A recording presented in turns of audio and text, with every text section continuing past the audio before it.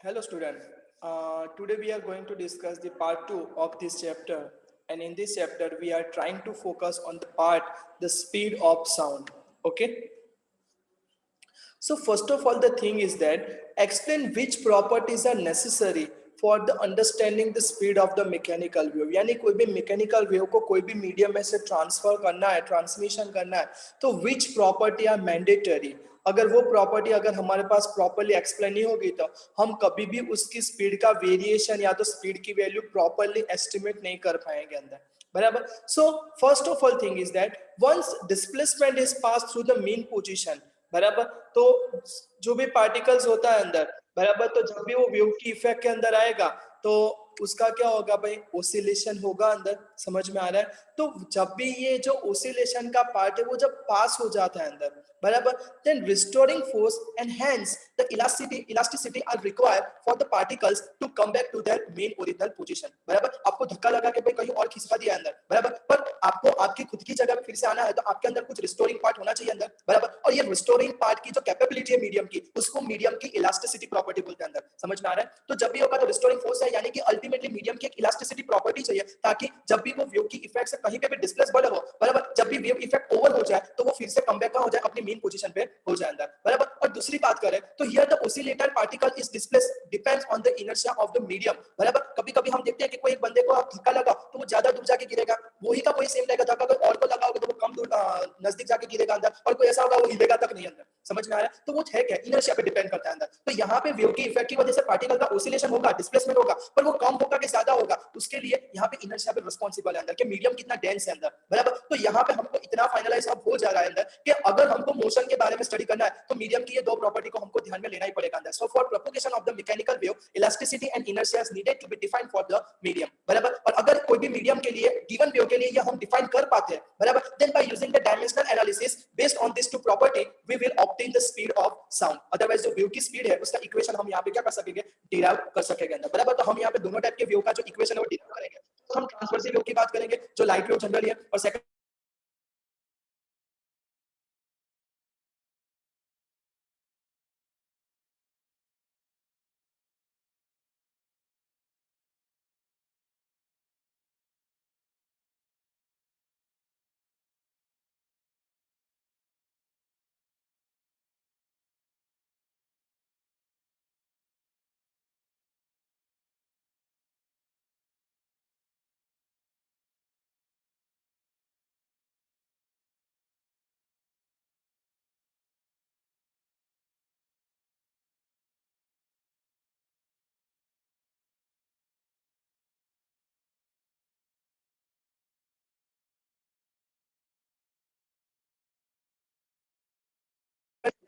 लेके रिस्पांसिबिलिटी के अंदर, बराबर. तो जो रिस्टोरिंग यानी कि इलास्टिसिटी प्रॉपर्टी का कांसेप्ट है वो कौन फुलफिल करेगा, टेंसाइल फोर्स करेगा. और दूसरा इनर्शिया जो है उसको कौन फुलफिल करेगा, द लीनियर मास डेंसिटी. हमने डेंसिटी वर्ड सुना है, क्या है, मास डिवाइड बाय वॉल्यूम, पर यहाँ पे क्या लिखा है, लीनियर मास डेंसिटी. उसका मतलब one dimensional density, volume three dimensional है, तो डिवाइड बाय अगर आप लेंथ कर देते हो तो उसको क्या बोलते हैं, हम लीनियर मास डेंसिटी बोलते हैं, या तो फिर सिंपल लैंग्वेज में मास पर यूनिट लेंथ, बराबर. जो किसकी प्रॉपर्टी डिफाइन करेगा, इनर्शिया की प्रॉपर्टी को डिफाइन करेगा अंदर. समझ में आ रहा है सबको इतना पार्ट, बराबर. तो इस तरह से हम ये दो फिनोमिनन का कॉम्बिनेशंस करके और क्या बोले डायमेंशनल एनालिसिस अप्लाई करके हम वेव की स्पीड को डिराइव करने का ट्राई करेंगे अंदर, बराबर. तो चलो सबसे पहले हम टेंसाइल फोर्स के डायमेंशनल फार्मूला के है तो लास्ट में फोर्स तो क्या आएगा उसका m1 l1 t-2 आएगा, बराबर. और ये जो म्यू है वो तो क्या है, m डिवाइड बाय l है, तो उसकी डायमेंशनल फार्मूला एकदम सिंपल है, m1 और l क्या होगा, -1 होगा, तो हमने लिख दिया. फिर हमने क्या किया, ये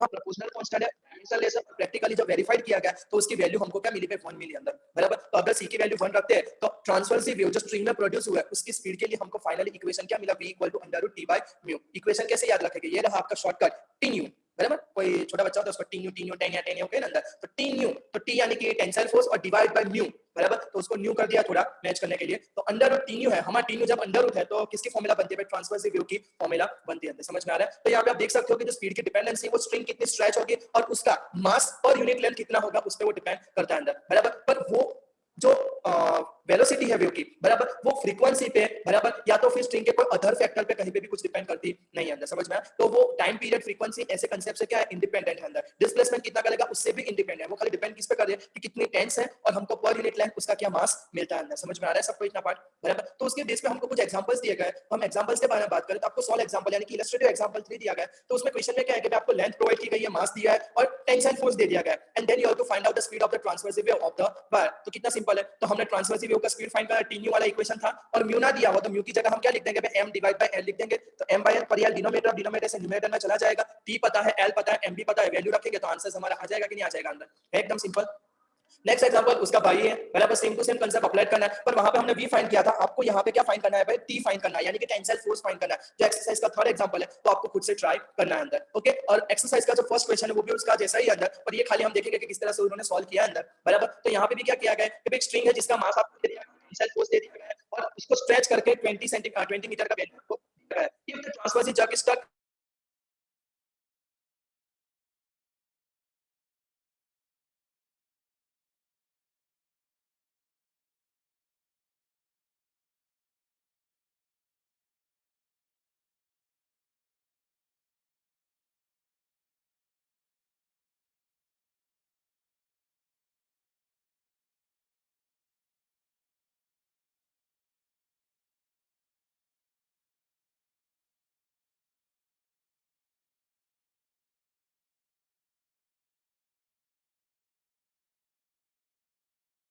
इतना पार्ट तो बहुत ही सिंपल से टाइप के यहाँ पे क्या एग्जांपल्स हैं अंदर, बराबर। अब ये टॉपिक जो अभी डिस्प्ले पे आप देख रहे हो वो ओनली फॉर इन्फॉर्मेशन है, और ये हम इन्फॉर्मेशन इसलिए ले रहे हैं क्योंकि इसके नेक्स्ट वाली थियरी है जिसमें हम स्पीड ऑफ साउंड का एस्टिमेशन करेंगे उसके फॉर्मूला का, तो वहां पे ये वर्ड्स का यूज हुआ होगा, तो ये वर्ड्स क्या कहना चाहते हैं वो तो हमको पता होना चाहिए कि नहीं होना चाहिए, बराबर। तो पहला आता है वी स्ट्रेस में, ये वॉल्यूम स्ट्रेस है, जगह कम थी इसलिए वी स्ट्रेस चिपका दिया अंदर, बराबर। तो पहले स्ट्रेस क्या है वो समझने का ट्राई करें, वैसे हम तो बहुत स्ट्रेस ले रहे हैं अंदर, बराबर, पढ़ते पढ़ते, पर फिजिक्स की स्ट्रेस क्या है वो हम समझे, तो वो एक रेशियो है, क्या है? रेशियो है। तो जो रिस्टोरिंग फोर्स है आपका अंदर, बराबर, एंड डिवाइड बाय अगर आप एरिया करो, यानी कि आपका जो फोर्स है पर यूनिट एरिया कितना लगेगा, then it will be considered as the stress, okay. So simply stress कुछ नहीं है पर क्या है? दो फिजिकल क्वांटिटी का रेशियो है, फोर्स पर एरिया। और अगर आप देखने जाओ तो ये फॉर्मूला कुछ मिलती जुलती है किसके साथ? प्रेशर के साथ। तो स्ट्रेस और कुछ नहीं है, प्रेशर ही है, हम कहां मना कर रहे हैं अंदर, बराबर। आगे बात करें तो फिर वॉल्यूम स्ट्रेस किसको बोलेंगे अंदर, तो मैंने जो बोला वही का वही अंदर, बराबर। If the pressure at the location of immerse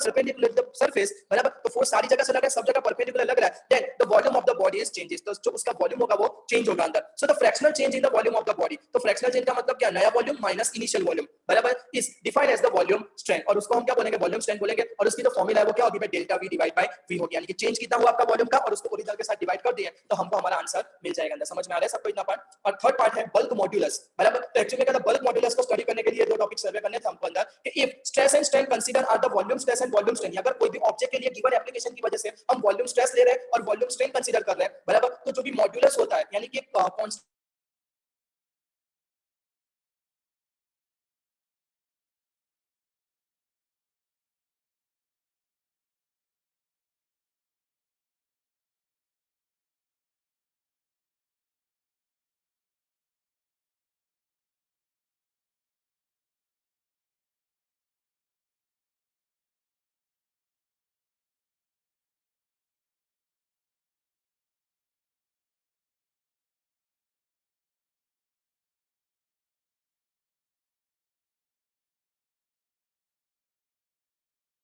बहुत कंसेप्चुअल पार्ट होना चाहिए कि in the longitudinal wave the constituent of the medium oscillate forward and backward in the direction of propagation of wave. हम जानते हैं कि ट्रांसवर्स में क्या होता है कि जो ओसिलेशन का प्रोपगेशन होता है वो कहां होता है, अंदर पैरेलल होता है, अंदर क्या होता है, parallel to the propagation direction. Okay, so the property which determine exert to which the volume of the element of the medium changes is when pressure on it changes is the bulk modulus speed. बराबर, तो यहां पे वो लोग simple सी language में क्या बोलना चाहते हैं अंदर कि जो मीडियम की इलास्टिसिटी प्रॉपर्टी चाहिए अंदर, बराबर, और दूसरी हमको इनर्शिया वाली प्रॉपर्टी चाहिए अंदर। समझ में आ रहा है सबको? तो जो इलास्टिसिटी वाली प्रॉपर्टी यहां पे होता क्या है कि जब लॉन्जिट्यूडनल है तो कंप्रेशन रिफ्लेक्शन का फिनोमेनन होता है, बराबर, तो उससे क्या होता है, ऑब्जेक्ट डेंस बनेगा या तो फिर वो नहीं होगा। तो उसके हिसाब से यहां पे बल्क मॉड्यूलस को डिफाइन किया गया अंदर। और दूसरा कि मीडियम में वो जब ट्रैवल करेगा तो वो कंप्रेशन रिफ्लेक्शन में, तो उसकी वजह से आपको डेंसिटी में भी चेंज होने को मिलेगा अंदर, बराबर। तो ये जो चीज है, बराबर, वो आपकी तो प्रॉपर्टी डिफाइन करती है मीडियम की, एक तो इनर्शिया वाली और दूसरी वाली क्या कर रही है अंदर, इलास्टिसिटी वाली, बराबर। तो यहां पे भी हमको क्या करना पड़ेगा कि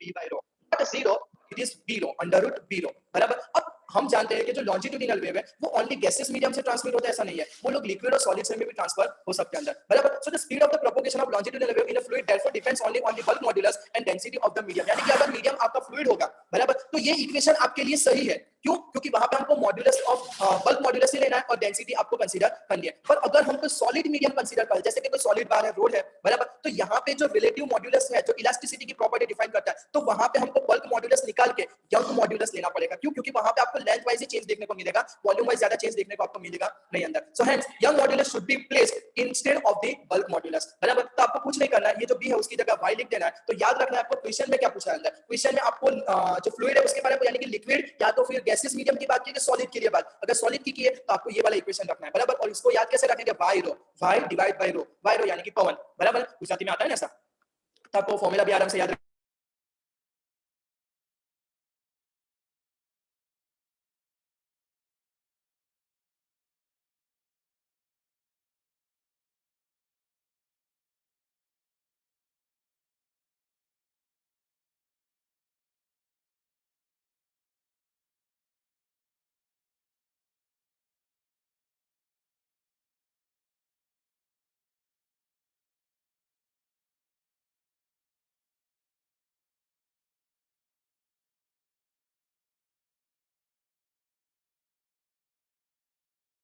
डेंसिटी रेशियो गैस और सॉलिड करो और उसके सामने बी का रेशियो करो सॉलिड और गैस के लिए, यानी कि bulk modulus of solid divide by bulk modulus of gas. और दूसरी तरफ क्या करो, bulk modulus of density, sorry, bulk modulus है density of solid divide by density of gas करो। दोनों का रेशियो से आपको कोई फैक्टर मिलेगा अंदर, बराबर। तो वो फैक्टर को कंपैरिजन करोगे तो आपको ज्यादा बड़ा फैक्टर किसका मिलेगा, बल्क मॉड्यूलस वाला मिलेगा। इसलिए यहाँ पे लिखा है कि this metal effect is greater than the density, बराबर, क्योंकि यहाँ पे सॉलिड की डेंसिटी यानी कि डिनोमीटर को भी वो बढ़ा रहा है और वो इतना भी नहीं बढ़ा रहा है जितना बल्क मॉड्यूलस बढ़ा रहा है। समझ में आ रहा है? तो उसकी वजह से हम नोट करते हैं कि speed of sound is greater in the solid and liquid compare to the gases medium. हम लोअर स्टैंडर्ड पढ़ के आते हैं, पर ये क्यों होता है वो हमको फिजिक्स अब समझाता है अंदर कि सॉलिड और लिक्विड में क्यों पे स्पीड ज्यादा होती है। और यहाँ पे आपको उनकी वैल्यू का कुछ एस्टिमेटेड पार्ट दिया गया है और यही चीज को टेक्स्ट बुक की लैंग्वेज में यहाँ पे लिखा गया है। तो आपको दोनों में से जो भी कंसेप्चुअली समझना सिंपल लगे तो आप उसमें से एक्सप्लेन कर सकते हैं। समझ में आ रहा है सबको इतना पार्ट? अब हम देखेंगे कि किस तरह से न्यूटन ने इसमें भी घुस मारी अंदर, बराबर। तो न्यूटन क्या बोल रहा है यहाँ पे अंदर कि Newton assume that the process of propagation of sound in a gaseous medium is isothermal, यानी कि कांस्टेंट टेंपरेचर वाली होनी चाहिए अंदर, बराबर। तो उसने क्या सजेस्ट किया कि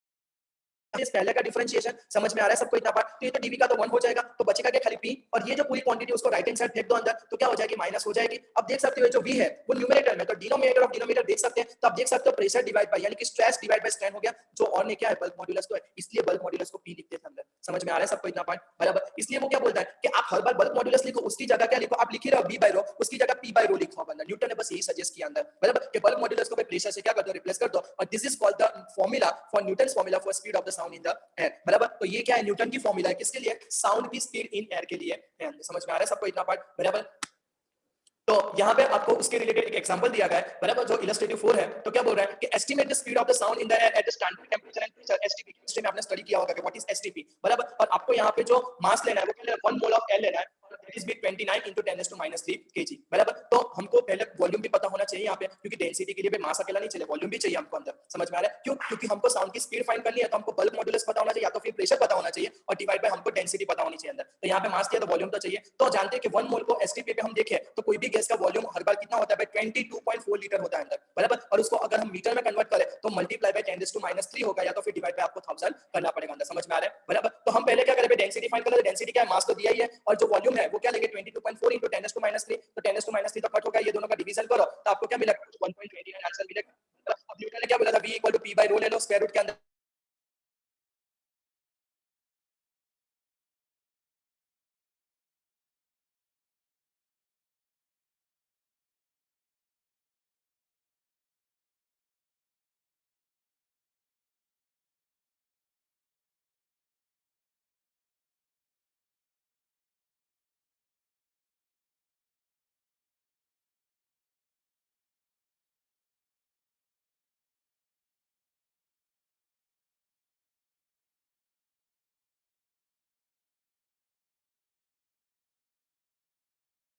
फिजिक्स में कभी ऐसा हुआ कि न्यूटन क्या पढ़ा, यहाँ पे रॉन्ग पढ़ा। तो न्यूटन रॉन्ग कैसे पढ़ा और उसका सॉल्यूशंस क्या है, हम इसके नेक्स्ट वीडियो में डिस्कस करेंगे। Okay, thank you.